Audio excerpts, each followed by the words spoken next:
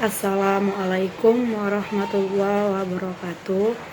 Perkenalkan, nama saya Miftahul Jannah dengan NIM 19002020.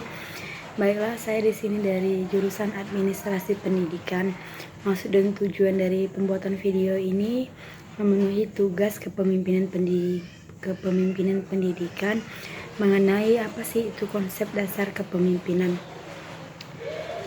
Baiklah, di sini kepemimpinan itu berasal dari kata leader yang artinya pemimpin. Leadership itu dianggap sebagai sebuah proses mempengaruhi orang lain agar mau melakukan apapun yang kita perintahkan. Sementara pimpinan itu apa sih? Pimpinan itu seseorang yang mempunyai kekuasaan untuk mempengaruhi orang lain. Pimpinan itu orangnya, sementara kepemimpinan atau leadership itu adalah prosesnya atau aktivitas kepemimpinan dalam menjalankan kekuasaannya. Jadi untuk mempengaruhi orang lain, mempengaruhi siapapun yang ada di dalam organisasi agar mau bekerja sama demi tercapainya tujuan organisasi, di mana seorang pimpinan ini dapat mengajak bawahannya, mengajak orang yang ada di dalam organisasi itu untuk bekerja sama, untuk mau mewujudkan tujuan organisasi tersebut.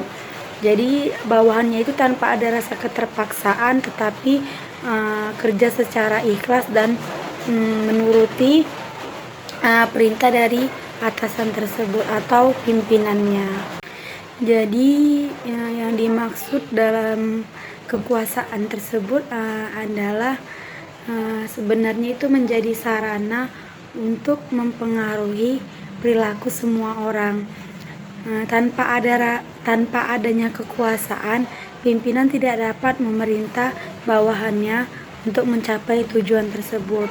Jadi di sini kekuasaan itu sebagai sarananya untuk mempengaruhi perilaku semua orang atau yang terlibat di dalam organisasi itu di dalam kepemimpinan pimpinannya. Jadi di sini dapat diambil kesimpulan leadership atau kepemimpinan itu merupakan suatu proses. Proses ini adalah ilmu dan seni. Di dalam proses ilmu dan seni itu tidak semua orang mempunyainya gitu. Setiap orang itu memiliki ilmu, tetapi kepemimpinan di sini itu memiliki ilmu yang berbeda dari yang lainnya, karena tidak semua orang memiliki kemampuan yang sama untuk mempengaruhi banyak orang. Untuk membuat kemampuan yang sama, di mana bawahan tersebut mau melakukan apa yang diperintahkannya, mau mendengarkan apa yang diucapkannya, sehingga setiap orang mau melakukan apa yang diinginkannya. Karena di sini banyak orang yang tidak memiliki keterampilan, yang tidak memiliki seni untuk mempengaruhi orang lain. Jadi intinya bagaimana bawahan mendengarkan dan mau melakukan secara ikhlas apa yang diperintahkan pimpinannya, sehingga setiap orang mau melakukan apa yang diinginkan. Baiklah, jadi bagaimana sih dengan kepemimpinan pendidikan? Bagaimana konsep kepemimpinan pendidikan? Apakah sama dengan konsep kepemimpinan saja? Jadi kepemimpinan pendidikan adalah tingkah laku seorang pimpinan pendidikan dalam menggerakkan orang-orang yang ada di dalam lingkungan pendidikan itu dalam melakukan peran aktif untuk kegiatan-kegiatan yang disebut sebagai pengembangan staf atau sumber daya manusia. Bagaimana seorang pimpinan tersebut memperbaiki unjuk kerja pelajaran langsung pada guru. Yang dilihat dalam konsep kepemimpinan pendidikan adalah konsep pendidikan di sekolah sebagai sistem pendidikan terkecil. Kepemimpinan itu berpengaruh antar pribadi dalam situasi tertentu dan langsung melalui proses pribadi. Jadi ada 3 unsur minimal kepemimpinan. Yang pertama yaitu pengikut, yang terus pemimpin, dan yang terakhir tujuan. Dari ketiga unsur ini kita dapat melihat.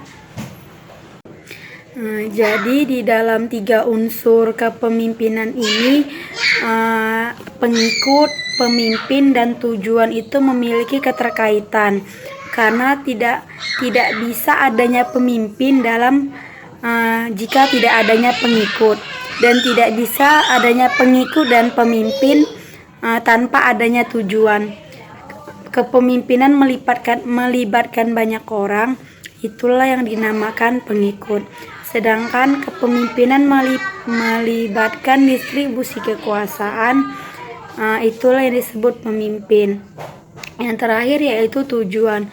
Kepemimpinan adalah kemampuan menggunakan berbagai bentuk mempengaruhi orang lain mengenai nilai agar mau dipengaruhi terhadap apa yang diinginkan.